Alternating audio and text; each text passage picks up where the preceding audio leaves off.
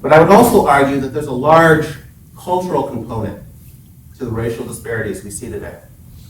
Whether we're talking about employment, education, incarceration, income, or other measures. The problem is that it's become almost taboo to talk about Black cultural problems, antisocial behavior, attitudes towards work, school, parenting, and so forth.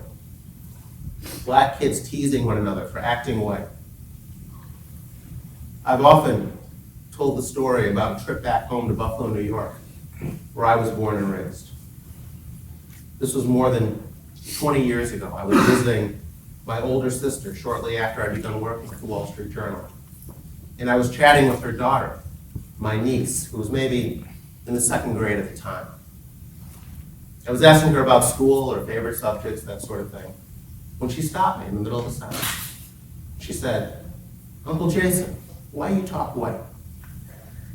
She turned to her little friend sitting next to her and said, "Don't my uncle sound white? Why are you trying to sound so smart?" Now she was just teasing, of course, and I smiled and they enjoyed a little laugh at my expense. But what she said really stayed with me. I couldn't help thinking, here were two young Black girls, 7 or 8 years old, already linking speech patterns to race and intelligence. They already had a rather sophisticated awareness that as Blacks, white-sounding speech was not only to be avoided in their own speech, but mocked in the speech of other Blacks. And I shouldn't have been too surprised by this, and I wasn't. My siblings, along with countless other Black friends and relatives, teased me the same way when I was growing up.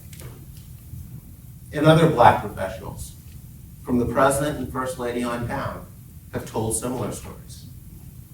What I had forgotten is just how early these attitudes take hold, how soon this counterproductive thinking and behavior can begin.